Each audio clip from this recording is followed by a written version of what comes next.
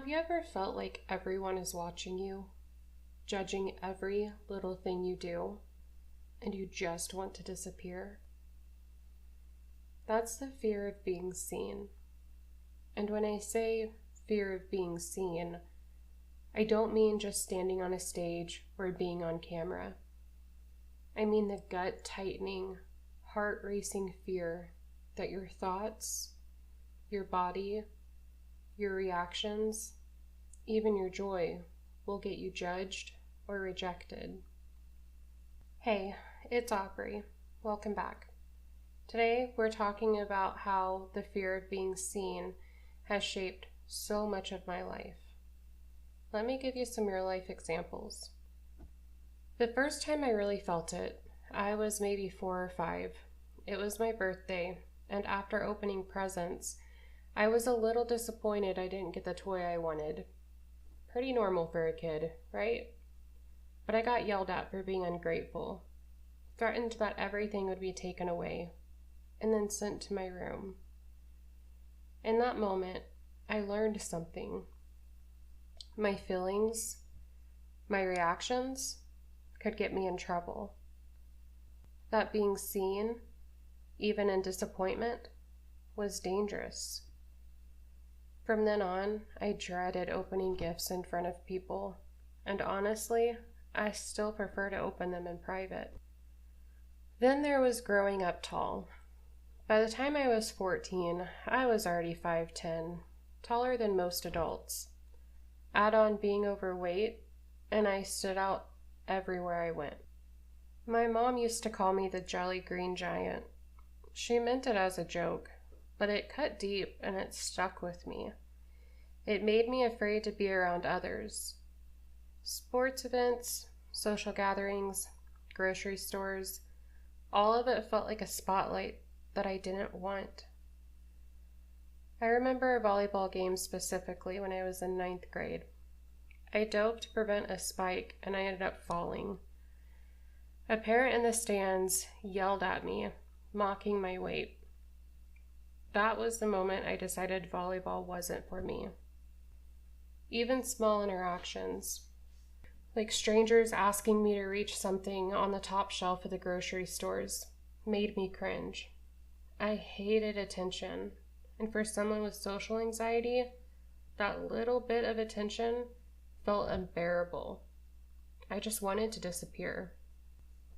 This fear didn't just make me self-conscious. It made new interactions terrifying. I moved around a lot as a kid, but because I was so afraid of being judged, seen, or saying the wrong thing, I had a really hard time making friends. I had to wait for people to approach me first. And even then, I'd second guess everything I said. I'd script every possible interaction in my head. What to say when someone had said hello. What to ask if I called the store or the doctor. How to sound confident without looking stupid. Even simple things like calling the doctor, ordering food at a restaurant, or asking a question could spiral into hours of mental preparation. At work, it was different, but just as limiting.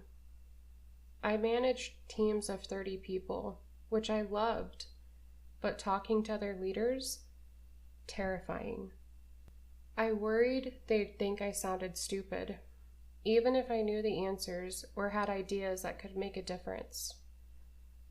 There was one time that I shared a tool I created for my team, and it impressed my boss so much that I had to present it to the whole company.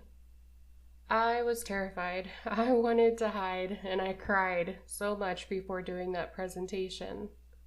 Even in things I loved, like baking, for example, I felt self-conscious. If I made pretty cakes, I'd point out flaws before anyone else could, because I didn't want to seem full of myself. Choir was another big one. When I was younger, I was accepted into a prestigious children's choir that could have allowed me to travel and really shine, but fear held me back. I didn't want to perform in front of others, And eventually, I stopped singing altogether, while on the inside, I wanted to be heard. I wanted to get that solo. I wanted to stand out. In social media, I feared posting anything. Even just showing up online, sharing a photo or a thought felt overwhelming. Even liking someone else's comment or photo felt overwhelming. In work and life in general, whenever I accomplished something or had a good idea, I often let others take credit. I didn't want the attention on me, even if I had created something meaningful or helpful.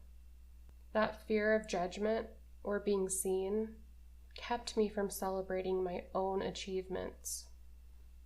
For example, when I graduated college, I didn't post it, I didn't share it with anyone because I was embarrassed by it because I graduated a little bit later than others did.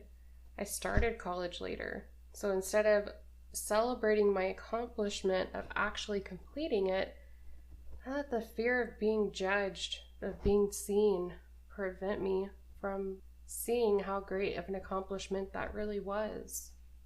For a long time, I thought this fear protected me, that if I stayed small and quiet, no one could judge me. But it wasn't protection. It was a prison.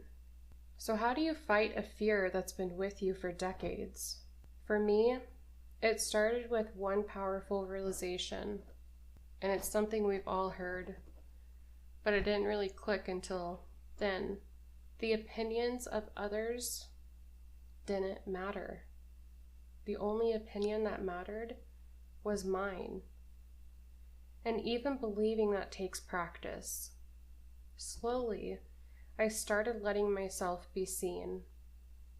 I baked without pointing out flaws first. I shared ideas. I allowed myself small victories. Performing in front of someone, saying what I wanted, letting people notice me without shrinking. The fear of being seen isn't just about vanity or shyness. It's about survival. It's about protecting yourself from judgment and rejection, but it's also limiting. It keeps us from living fully, connecting deeply, and shining in ways we are meant to. If this resonates with you, if you've hidden a part of yourself, stayed silent, or avoided joy, you are not alone. And here's the good news. It is possible to reclaim your voice, your presence, and your joy. One small act of being seen is a victory. And it starts with the moment you decide that your opinion of yourself matters most. So today, I want to challenge you. Take one small step to be seen. Speak your truth. Share your talent. Perform that song. Bake that cake. Raise your hand or share your idea. It doesn't matter how small it feels. Each time you allow yourself to be seen, you chip away at the fear, because you deserve to exist fully, without hiding, without shrinking, and without fear. Thank you for listening. Give yourself permission to be seen today and every day.